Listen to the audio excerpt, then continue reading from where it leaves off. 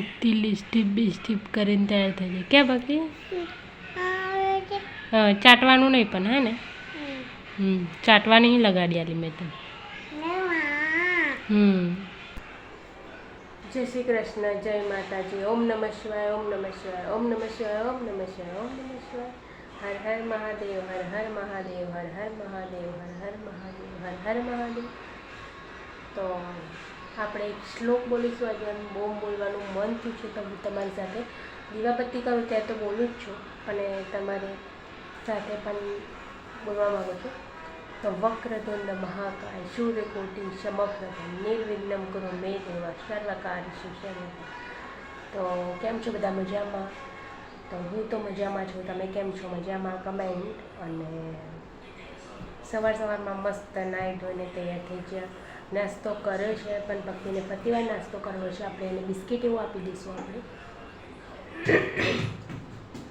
તમે કીધું કે એને નાસ્તાઓ કોરો આવો ક્રિસ્પી એ ટાઈપ બહુ ભાવે એને રોટલી શાક એવું ના ભાવે તો આપણે એને રોટલી શાક બનાવ્યું હતું તો આપણે એને રોટલી શાક ના ખાધું જરીક રોટલી ખાધી પણ આપણે એને બિસ્કિટ આપી દઈશું કે એને ખાવું છે એવું કીધું કે મમ્મા એમ તો આપણે એને નાસ્તો આપી દઈશું બિસ્કિટ આપી દઈશું અને બીજું કંઈ કામ કરીશું પૂંજા પોતુંથી મળીને બધું જ કામ બાકી છે તો ચાલો આપણે બધું જ કામ કરી દઈએ ને ભક્તિને પણ એનો કોરો નાસ્તો આપી દઈએ કેમ કે છોકરાને એવું જ ભાવતું હોય કોરો જ નાસ્તો ભાવતો હોય મારું માટલું ભરાઈને એકદમ મસ્ત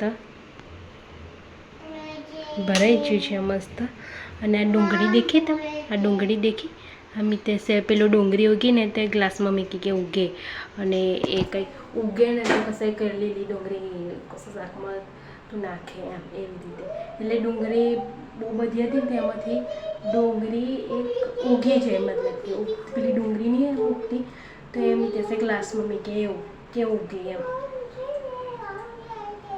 તો આ જે ટીપાઈ છે ને એ ટીપાઈ અમે આ સોફાની અહીં આ સોફો જે છે 3 સીટવાળો અહીં મૂકતા હતા ટીપાઈ આ જે ફોન છે ને દેખાય તમને ફોન એ ફોન એની ઉપર મૂકતા હતા એ ફોન એની ઉપર મૂકતા હતા અને આ બાજુ મૂકતા હતા પણ આ જો આ ટીવી આવી જાય ને ટીવી એના કારણે આ અહીં મૂકે છે કમ તો કે સોફા પર હોય તે બેઠા બેઠા પગ લોબા કરીને બેસી શકાય ખાવું હોય તો એ ખાવાનું મૂકીને આપણે ખાઈ શકીએ ને ટીવી જોઈ શકીએ એટલે આ જે ફોન છે ને આપણે એ અહીં મૂકી દીધો છે કારણ કે એની જગ્યા ત્યાં જ હતી પણ અમે અન પર મૂક્યો હતો પણ હવે આનો યુઝ વધારે પડતો થાય છે ટીવી આવ્યા પછી પહેલાં ખાલી ફોન માટે યુઝ થતો હતો હવે વધારે પડતો યુઝ થાય છે કે પગ કે એવા મૂકવા માટે પગ કાં તો પગ એમ દુખી જાય તો પગ લોબા કરવા માટે કાં તો એની પર ખાવાનું કે એવું કંઈ બેહીને શાક કાપવું હોય તો બેઠું બેઠું ટીવી જોતું જોતું આપણે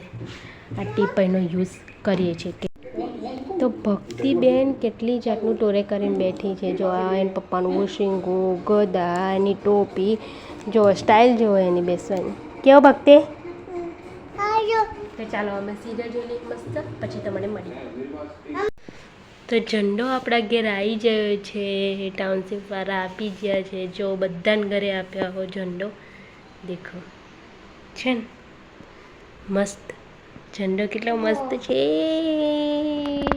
છે ને ઝંડો મસ્ત છે ને બગુ તો આ પાવ જોઈને તમને ખબર પડી ગયું હશે તો શું બનાવવાનું છે કે બગુ તો પાવ જોઈને તમને ખબર જ પડી ગઈ હશે કે શું બનાવવાનું છે પંખો બંધ કરી દઈએ કારણ કે પંખામાં તમને સારો અવાજ નહીં આવે તો આપણે બનાવવાનું છે પાવ ભાજી તો પાવભાજી ખાવા આવી જાઓ પહેલાં તો બનાવવા આવી જાઓ અને પછી ખાવા આવી જાઓ તો આપણે પાવભાજી બનાવી દઈએ અને પાવભાજી બનાવી દઈએ ખાઈ લઈએ અને પછી વાસણ બરાબર તો ચાલો બધા પાવભાજી બનાવવા જે ફુલાવા છે બટેટા છે વટાણા જે બધું બાફીને મિક્સ કરી દીધું છે ટમેટા મરચાં એવું બાફી કાઢું અને પછી મસ્ત વઘારી નાખી દઉં લસણની પેસ્ટ આદુની પેસ્ટ નાખીને મસ્ત આપણે પાવભાજી બનાવી દઈએ બરાબર તો મસ્ત પાવ મેં શેકી કાઢ્યા છે એકદમ દબાઈને પાવ શેક્યા છે અને આ મારી ભાજી છે એકદમ મસ્ત તો આપણે મસ્ત વાડકી કે ડીશમાં કાઢીને મસ્ત ખાઈશું. આ જો મિતેશ ડુંગળી નાખે છે મીઠામાં. તો મિતેશ પાવભાજી ખાવા રેડી? રેડી. ભક્તિ તો રેડી? અને ઉપર રેડી.